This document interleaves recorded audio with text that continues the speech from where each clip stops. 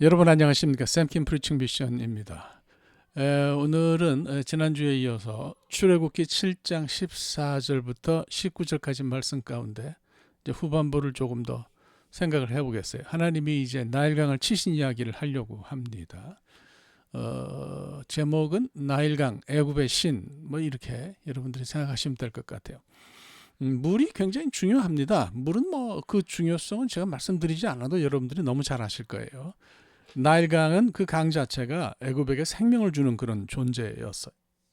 애굽 사람이 어쩌면 나일강을 신으로 숭앙한 것은 그들의 문화에서 너무 당연한 일이었겠다 이런 생각이 듭니다. 뭐 인간 살면서 생명이라는 것 자체가 사실 물이 없으면 존재할 수가 없죠.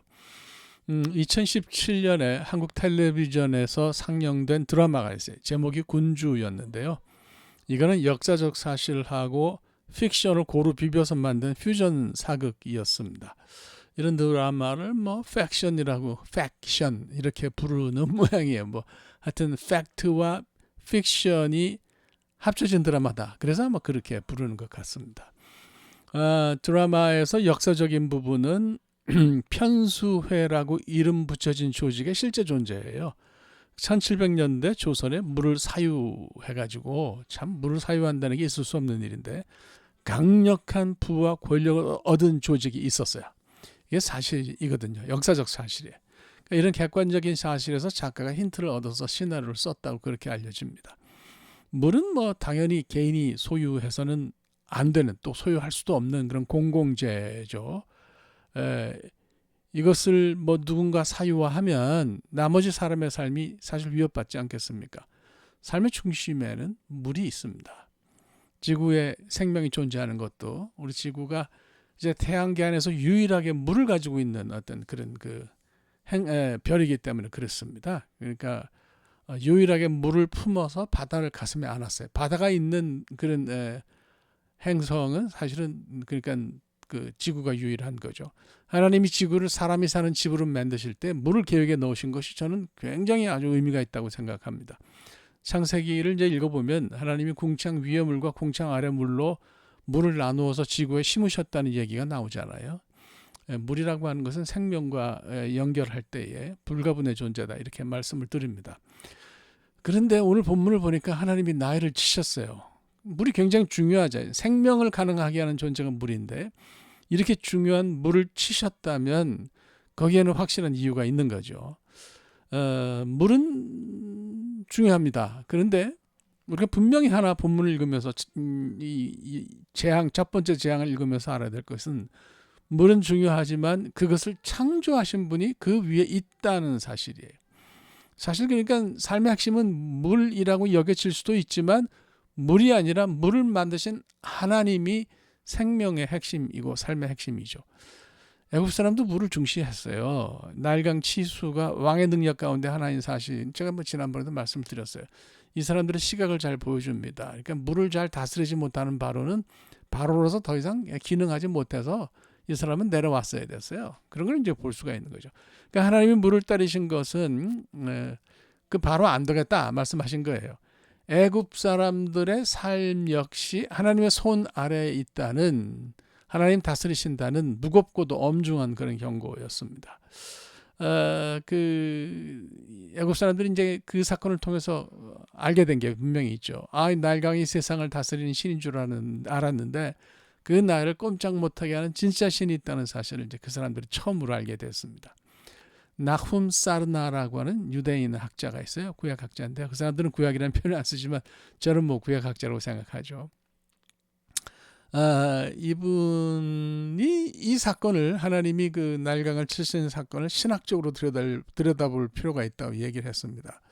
그 애굽의 신이 여럿 있는데 중요한 신이 이 농사와 관련돼서 중요한 신이 둘이에요. 하나는 하피이고요.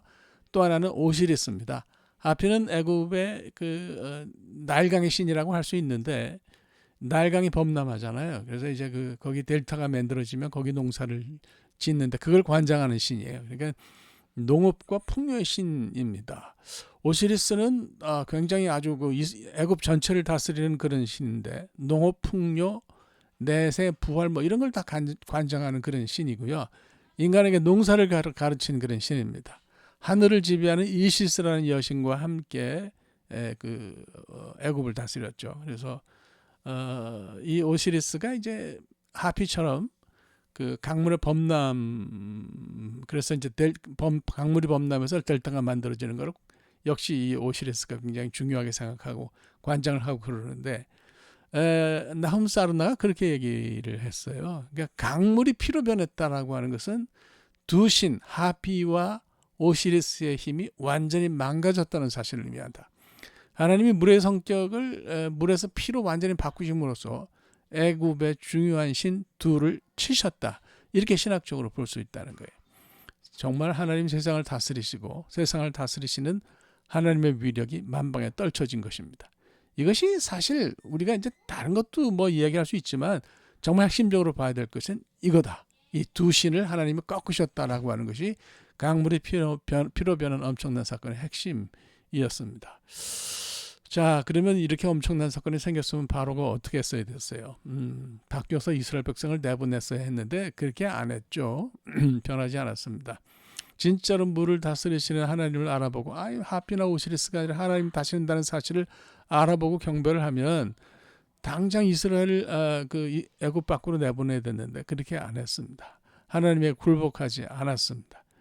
애굽 백성이 뭐 죽겠다고 난리를 쳤겠죠. 그런데 바로는 꿈쩍도 안 했어요. 그러니까 바로의 마술사라는 존재들이 그걸 따라했기 때문이거든요. 애굽 요술사들도 7장 23절을 보면 애굽 요술사들도 자기들의 요술로 그와 같이 행함으로 바로의 마음이 완악하여 그들의 말을 듣지 아니하니 뭐 이런 말씀이 있잖아요.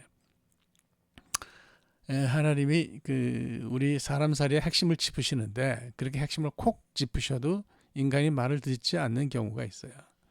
그러니까 이제 바로는 나중에 뭐 이것과 흡사한 그런 그 핵폭탄이 9개나 더 터지고 나서야 이제 마지못해서 굴복을 했는데 꼭 바로를 이야기하지 않더라도 하나님과 맞서는 인간의 고집은 참 대단합니다.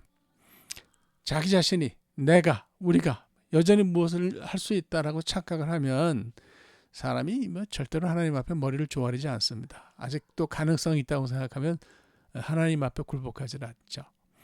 어느 누군가 뭐 그런 말을 했어요. 사람이 참 불변하신 하나님의 성품을 닮아서 그런지 좀처럼 바뀌지 않는다고.